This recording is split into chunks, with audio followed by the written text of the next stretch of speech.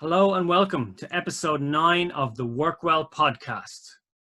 If you haven't already, check out our website, workwellpodcast.com, where you can stream or download all of our podcasts, as well as accessing show notes for each episode. My guest today on the show is Gina London. Gina is an Emmy-winning former CNN correspondent and anchor, with premier clients in 5 continents. She guides the top companies and executives in the world to more positively connect and engage with their employees, their board, and themselves. Gina also provides interactive and motivational keynote speeches on the power of communicating with purpose and impact. Communication is important at the best of times, and given that we're all physically distant from family, friends, and colleagues at the moment, it's more important than ever that we communicate as effectively as possible. You are going to learn a lot from my conversation with Gina London. Gina, hello and welcome to the Work Well podcast.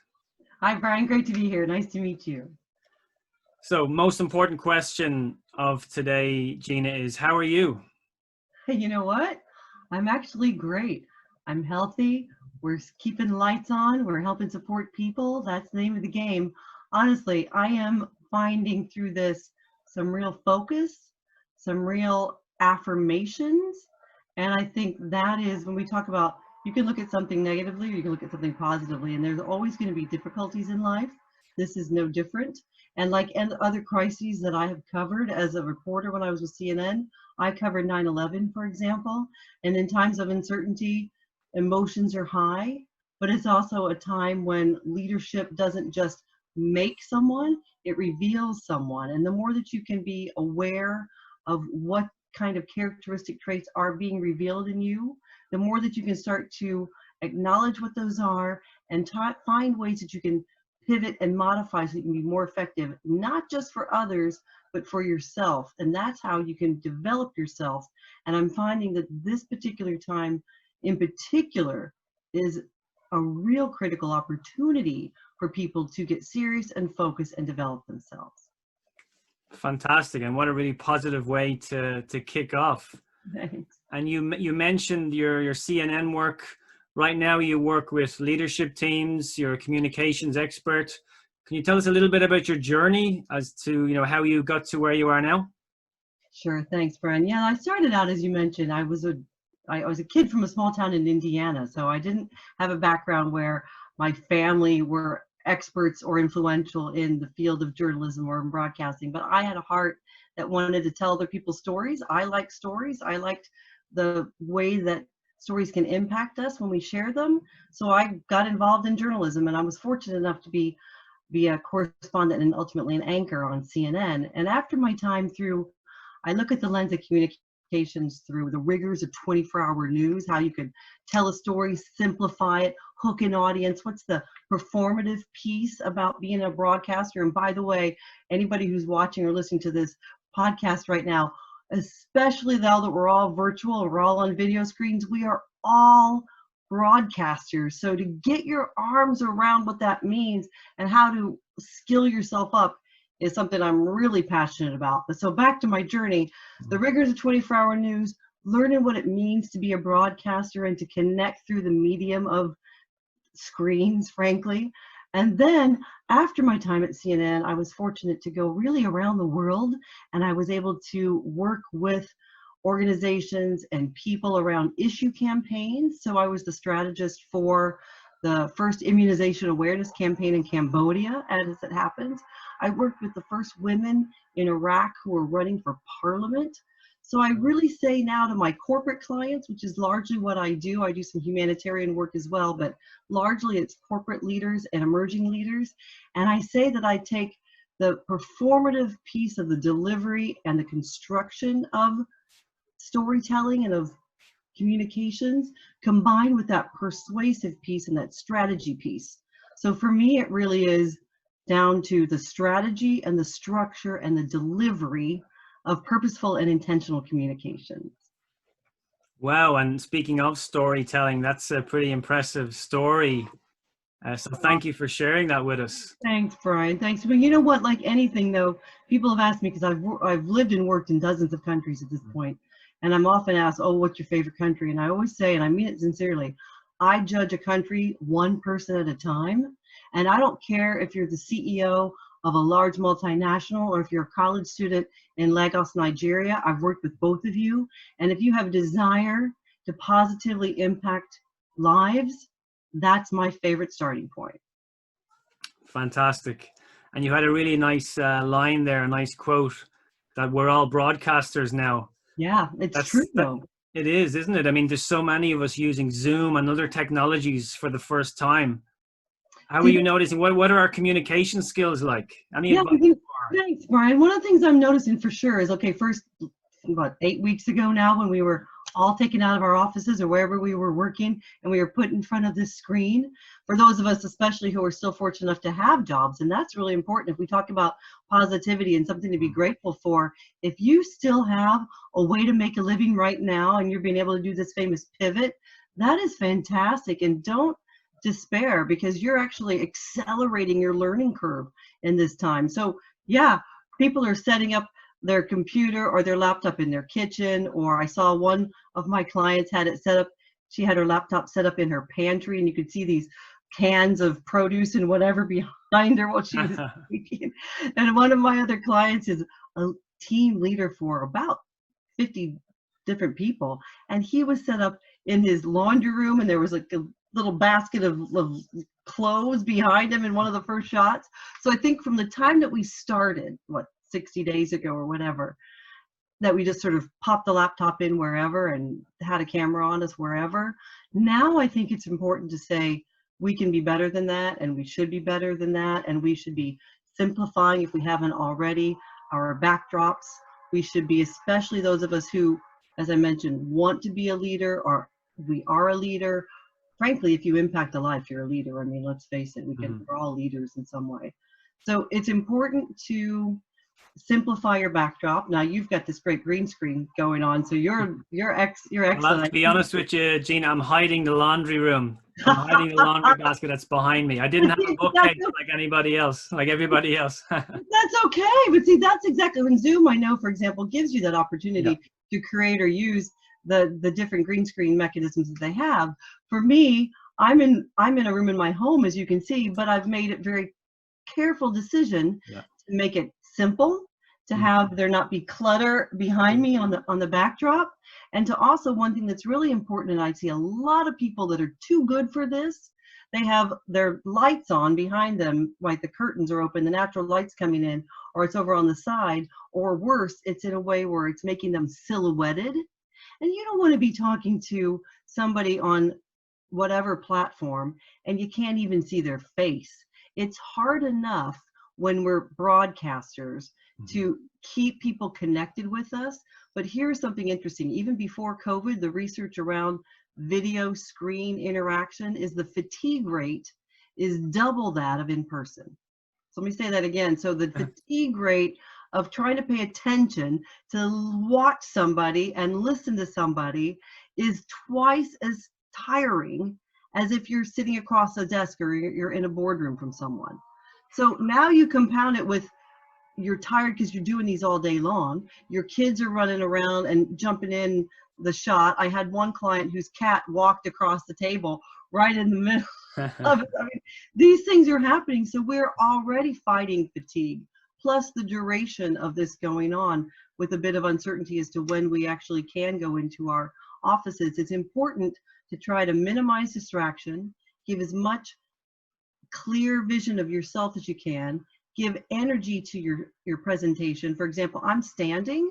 I choose to stand when I present because that makes my body longer. It makes my ability to breathe and have energy more vibrant than if I were sitting. It helps myself focus, and that shows value and focus to the people across that screen. Excellent. Some great points there. And Thanks. you're touching on it there. I mean, body language is an important part of communication, in-person communication. So we can still get plenty of that across, even though we are kind of physically apart through our screens. Yeah, well, and that's one of the difficulties of this whole in-screen thing, Brian, is that there's a tendency, especially when you've got a whole gallery of people and they're all over the place, and when one's speaking, they light up, and the other, it's complicated, it's unnatural. Mm. But to try, if you're the presenter, for example, and I know some platforms when you're presenting, you can't see yourself, you just see your materials, because I've been leading a lot of virtual training sessions and support sessions since this is kicked off, and it's unnatural, but it's important, if you can, to not just look at, like if I'm looking down right now at my image or at your image, you see how I'm looking down there. But if I look up here at the camera, now to the viewer, it looks like I'm actually addressing you. So even if you can't see yourself or you can't see the person, if you can actually make love to the camera, that's going to send a message, not necessarily of that, but that's going to send a message that you're caring and that you're focusing on them. So again, some of this unnatural stuff is going to translate into more natural and caring and purposeful communications to your audience. And again, especially now when the fatigue rate is high and it's hard to keep people's attention, your audience is always the most important thing. So if you as a leader, you're feeling tired or you're grouchy, your child isn't doing their homework, which I've just given up on homeschooling, frankly. But my daughter's just living in Roblox and Animal Crossing, and I don't even care. She's happy, that's fine. But when you've got all these frustrations going on as a leader, you've got to check that before you're going to make a customer call, or you're going to make a client call or a prospect call or do a podcast or whatever, because that person or the people who are listening to this podcast, you deserve the energy and the positive emotion that we're going to bring. And it's not about being fake, but it's about demonstrating purposeful value. I love it. So demonstrating purposeful value. And I think the key takeaway from that, which a lot of our listeners and viewers, I'm sure will get, is that make love to the camera. Exactly. What a line, what a line. So you can still make eye contact through the screen. You can try. I mean, and again, this is that combination. This is an important part in any kind of leadership communications, not just here in virtual land, but everything's exponentially more critical now because of the difficulty of working through screens. But this idea of authenticity, I want to dispel a myth right now. If you know a little kid, or you have a little kid, or you were once a little kid yourself and you were probably like 3 years old, the authentic toddler throws a tantrum. The authentic toddler lays on the middle of the floor in, I don't know, back when we had shopping malls, they would lay in the middle of the floor and throw some tantrum and jump up and down and whatever. That's authenticity. So when people talk about, oh, I want an authentic leader, I want to be an authentic leader, I like authentic leaders, I like to say authenticity in of itself is bull, because it's an excuse, or it can be an excuse, to not develop or not to commit to skill yourself up around leadership communications or executive presence or demonstrating value. All these things, someone can go, well, that's not me. That's limiting behavior. And when you decide to embrace what I like to focus on, which is developing your authenticity, how do you purposely bring the values that we would identify if I was working with someone? What are those values that you or your corporation hold dear? And how do you purposefully demonstrate that? That's not inauthentic, but that's purposeful communication, and there's a difference. Okay, yeah, I really like that. And Good. I'm hearing really positive stories of leaders that I would say leading by example at this moment in time, where they're having their formal meetings, their formal, Zoom calls with their teams, but they're also scheduling informal kind of catch-ups, virtual cafes where everyone's invited, the pets are invited, the kids, if they happen to be there. And it's creating quite an interesting connection and showing a human side of these leaders, and an authentic side, if you like, where we're kind of all in this together. We've got the distractions of the children maybe and we're struggling with the homeschooling as well. Yeah. The pets, maybe the restricted space. So it's creating a kind of really nice personal and bond between these teams. Yeah, you touched on some great things there, Brian. And this is one of the things that I write this column in the Sunday Independent here in Ireland called The Communicator. And a couple of weeks ago, I interviewed the CEO of Fortune magazine. And Alan Murray was talking about over the last 20 years of his interaction with top level CEOs, he's been seeing a slow move toward more people-centric companies, more value-based, more team building, more flattening hierarchies, as we were talking about. Man, right now with COVID and remote working and the virtual interactions that we're having in our home with our kids and our parents, maybe our pets and our spouses, all there in the same place, is doing exactly that, but on a real accelerated, heightened level. So yeah, you're seeing the CEO now, maybe he's still in his or her fabulous mansion, but he's also got real stuff where the kid, or one of my clients who is quite high level, when I was talking to him for a coaching session a couple of weeks ago, all of a sudden he looks off screen and I couldn't hear it, but his 16-year-old daughter and his wife were getting into some hella argument, and that's the reality coming in. And it does illustrate what I've been saying all along, which is we've never had a personal life and a professional life. We've always just had a life. But this is bringing that into full Technicolor view on everybody's laptop, times when they weren't expecting it. So it's making people more real.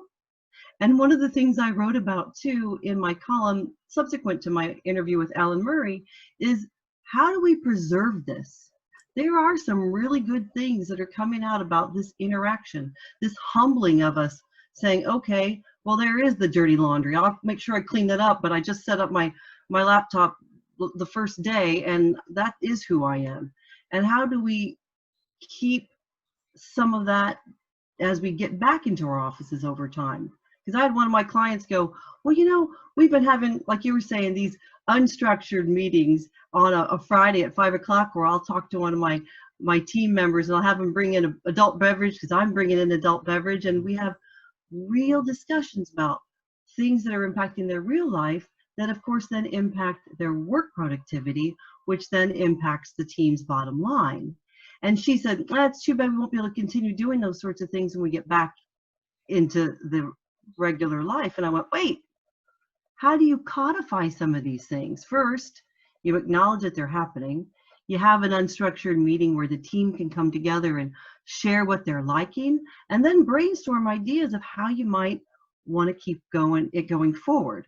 Maybe you don't always have adult beverages brought into the office at 5 o'clock, but there's got to be some way when you start getting real with each other that you keep that realness going, because that does ultimately make teams that are more cohesive. It makes a culture that is more articulate. You can articulate it better. You can look at it and understand it.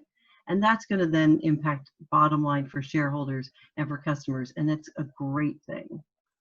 It's a great point. We're seeing lots of kind of open and authentic relationships building, and the communication is that bit more open and honest. It would be a real shame when we do go back to workplaces if we were just to lose that totally. So it's so important that leaders build on what they've started here and kind of grow that. I couldn't agree more. And there are lots of ways to do that. And even the simple things about what I've noticed too, for example, I work with, as you mentioned, a lot of different companies with in a lot of different industries. And I don't want to say that just a progressive tech company that might have swings in their office and that sort of a style is going to be the one that translates into a more caring company when we get into this virtual world. I've seen a mix. But I have seen companies that were maybe more regulatory or compliance driven, and it's been harder for them to think about, oh, do we send everybody a pizza on Friday and then have our little gathering together with everybody cracking open a beer and opening a pizza? And does that seem frivolous, or is that a team building instrument? And I would certainly argue that those things that feel real and feel genuine and are something that's not rigid will go a long way to bring a cohort even more strongly together. And if you commit and invest in those things now, you're going to come through this stronger than ever. Excellent. You know, it's a crucial time now for leaders to really stand out Are you seeing any other examples, as well as kind of the open communication, the authentic communication, any other examples of leaders that are really leading by example at this moment in time? Yeah, I can't name any particular people by name, but I mean, there certainly are. Like, look, we can all look around to our government leaders or our medical leaders or our business leaders or different celebrities that we find interesting, those ones that are promoting positivity and those ones that are putting themselves out on live Instagram sessions, I mean, from their home, and they're doing these types of things. And I think that when you find, again, back to the point about who is giving, who is being transparent, it's important to be communicative, but it's also important to be judicious. So the caveat here is sometimes in a crisis, we think we got to communicate, we got to over communicate. It's not always about over communicating, it's about wisely communicating. And it's about not just telling people what you think they want to hear, but finding the experts or the support of what is happening and giving them guidance.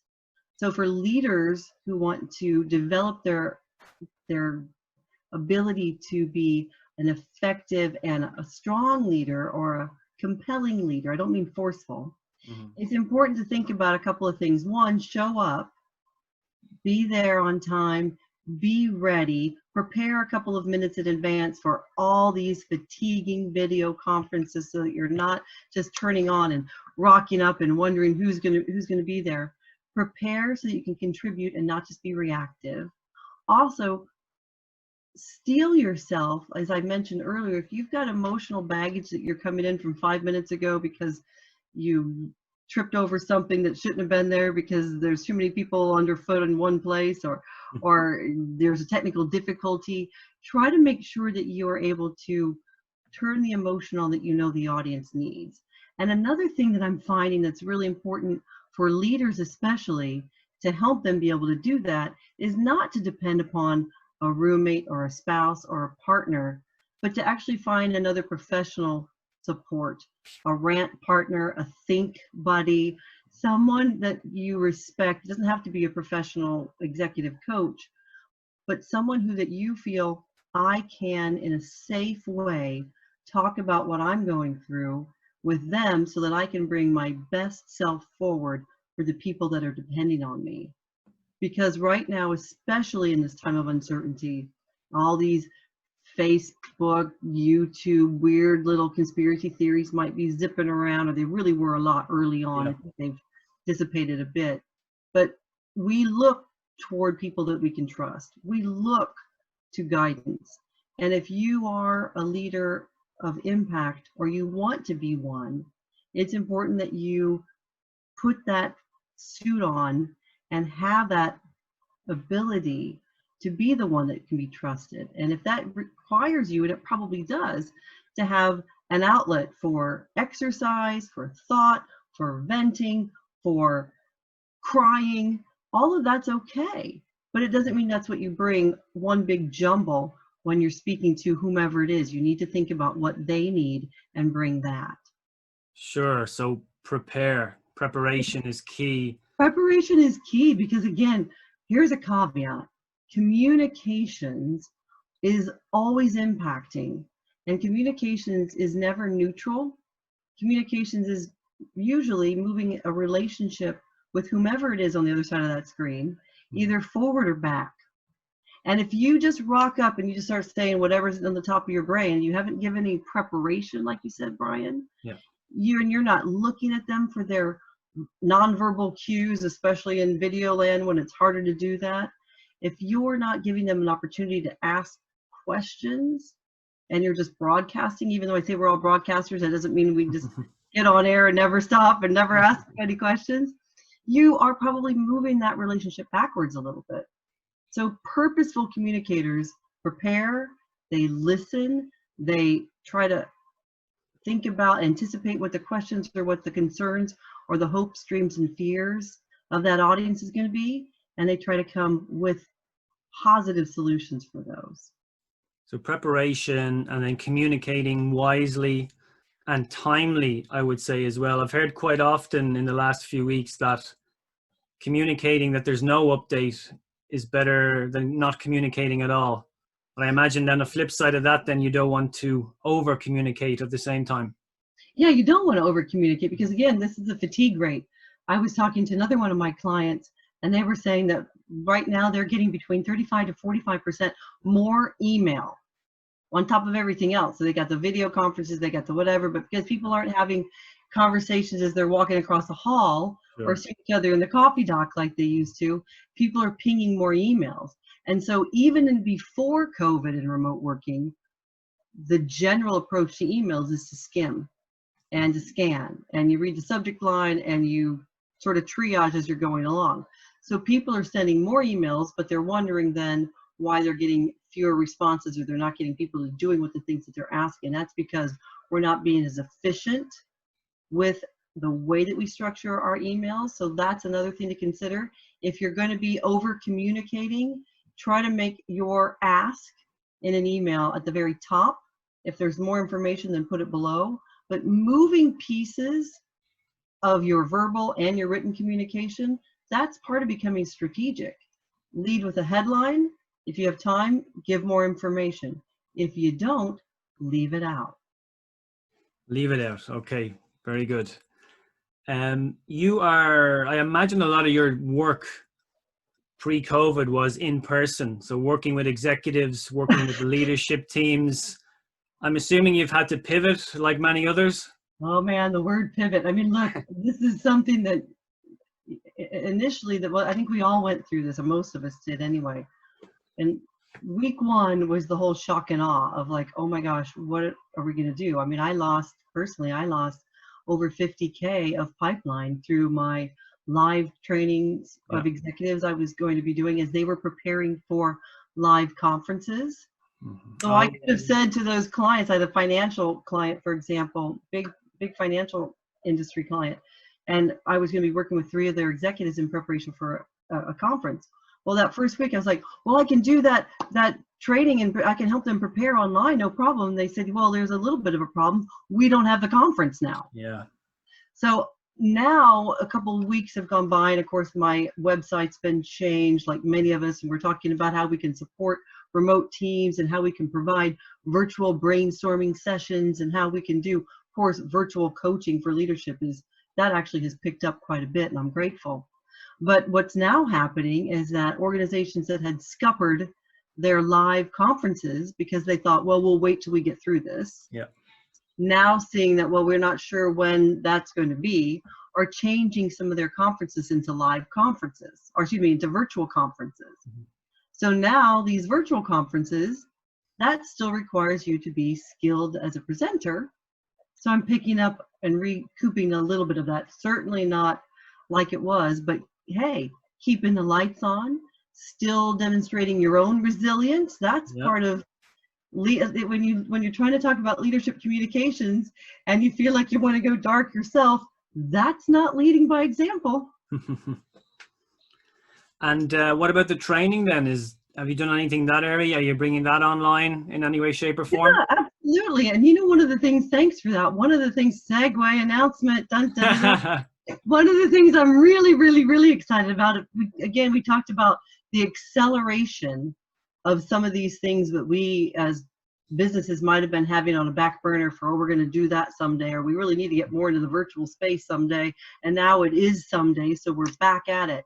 I am really excited to announce that I'm getting ready to launch a brand new online learning platform called the Language of Leadership that combines micro videos every day on a weekday from me with an online exercise so that people can individually skill themselves incrementally day by day to develop their authenticity and become a more comfortable and confident communicator and a leader. So the Language of Leadership, it should be coming in the next several days. I'm just going through acceptance testing right now, and I'm really, really excited about it. And it's a 6-month program with each month is a different topic. So we kick off with executive presence. We move into motivating and inspiring teams. We also focus on presentations, in person and virtual, storytelling, your social media curation. And finally, then we do wrap up with the importance of business writing. And I'm really excited because it's a long time coming that I've been working on for over a year, in fact. But now getting it actually designed and rolled out, that's the acceleration because of the need. Fantastic, and best of luck with that. That does sound really exciting, and we'll be sure to link to that in the show notes. Thank you. But I agree with you 100% around the, accelerating certain projects. A lot of my business was in-person events. I've put on the back burner for quite a while the live webinars. I ran one last month. I had probably, double the attendance that I would normally have at an in-person event. So reaching a wider audience, it's nationwide. There's no restrictions in terms of geography in that regard. Same with the podcast. Like, I've had this podcast in mind for quite a while. I've brought it all forward. Everyone's at home. Thankfully, people are more available to chat and to be interviewed. So there's lots of positives. I'm seeing lots of accelerations. It's, businesses are pivoting and adapting really well. Yeah, it is. Again, we talk about this word resilience all the time, and it becomes one of these almost meaningless words of just cliche. But it's not, because we really are adaptable. We are social animals. We do want to interact with people in person, absolutely. But we will find ways, thank God, that we're going through this in a time when technology is allowing us to do what we're doing right now. I mean, I can't even imagine what it must have been like in 1918 when that flu virus was sweeping the world. Mm-hmm. But so if we think about the things that we can accelerate and that we can pivot, and that if we have our health, we have everything. And even if we don't have the revenue streams we were hoping for, if we continue to keep positive, we continue to try to impact and connect. I mean, you mentioned LinkedIn. I mean, that's how you and I connected. Yep. The people that are networking actively on LinkedIn right now are really, I think, making some wise decisions that are going to help them emerge, again, even stronger than before. LinkedIn groups, LinkedIn just messages. Mm-hmm. People are, as you said earlier, and we were talking about this, people are getting real. And for me, for example, reaching out to the CEO of Fortune because I subscribed to one of his newsletters. Look, when I was with CNN, I interviewed a lot of the top newsmakers of the world, but that's not my calling card anymore. And he was quick on the dime to say, got right back to me. We connected through Zoom and talked right like we are, you and I are now, because I think people are seeing a real value of connection like never before. Great point. And I'll ask you to look into your crystal ball. What will the future of work look like, and the future of communication look like when we do eventually return to a new normal, if it's even possible to think about that? Yeah, well, I hope.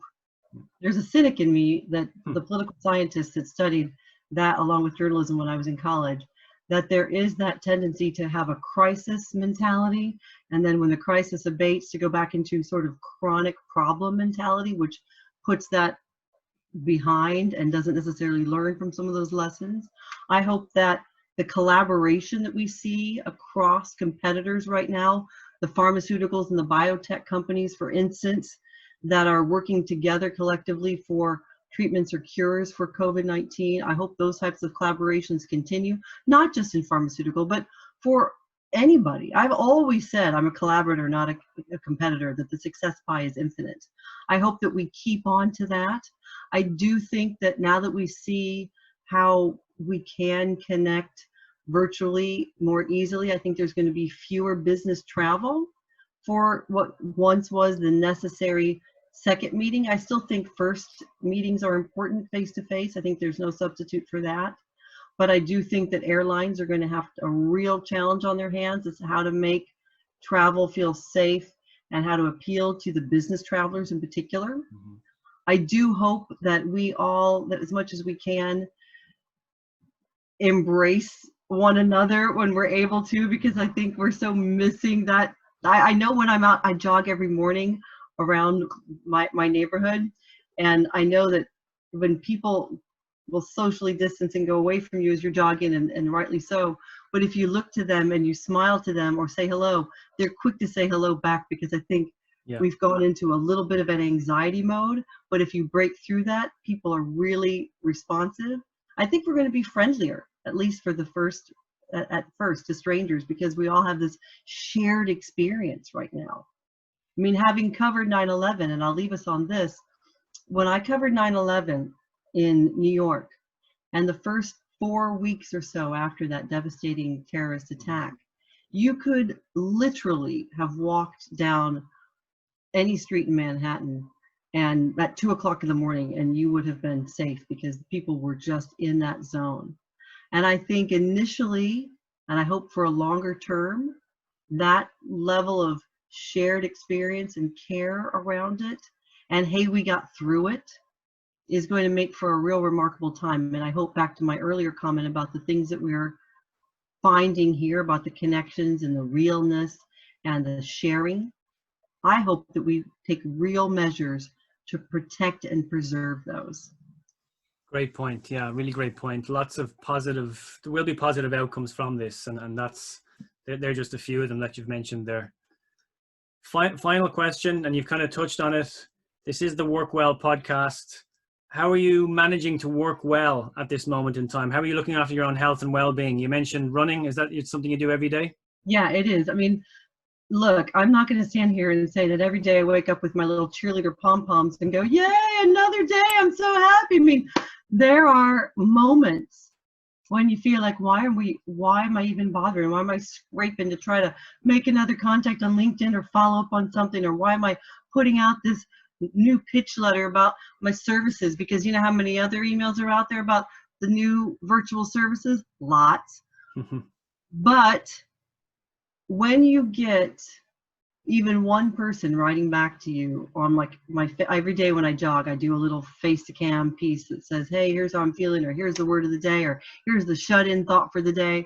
And I started doing those, Brian, largely for myself, because I thought, if I can get structured and I can give myself that little lift, that's part of it. And then when you start getting these people that you haven't talked to in a long time, you don't even know, saying, hey, you know, I really appreciate that. That's the power of positivity and the power of commitment to it. So for me, working well, I do get up early. I'm not sleeping in until 11:45 whenever my first call is. I'm getting up early and I'm going out and I'm doing 2K. I'm not breaking the marathon records here, but it's a head clearing. It's a physicality. It starts my day. I used to go to the gym. I used to have a personal trainer. So that means a lot to me, but I think it's really important for anybody who takes mind-body connectivity real seriously. You need to have physicality in your life. You need to do that. You really do. So that's one work well element. I'm also trying to connect with other people. That, I think, is really important. I know my friends who are introverts, when this first started, they said, great, we're just keeping our head down and it doesn't bother us at all. I'm an extrovert. I need to connect with people.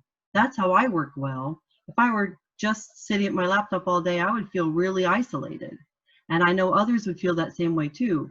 So physical activity, reaching out, responding, and really now I've gotten into a rhythm that I think is comfortable, but not trying to look at the death rates and not trying to watch every other country's curve. And there was an information overload that was really, really fatiguing and anxiety raising at first. So I've limited that, and it's working very well for me. How about you? Yeah, similar. I get up really early. That's kind of important. That's probably the only time of the day really where I know I'm going to have time to myself. My daughter is going to bed a little bit later. She's kind of out of a routine. Mine too. Really, yeah. So that quiet time in the morning is nice. And I do get up. I do a kind of a nice, kind of simple enough home workout, bit of resistance training. Then I get out for either a walk or a run. Again, there's no world records in danger when I get out there. But then I'm back. Coffee time, then breakfast time, and usually the girls are waking up, so we kind of try and share breakfast together. And it's a really nice, positive, kind of healthy way to start the day. And then we can start thinking about work and some homeschooling and, you know, a bit of Latin and whatever else is on the cards for the day. Yeah, excellent. I mean, I think, again, we talk about this whole work-life balance thing that we really have realized now there isn't such a thing.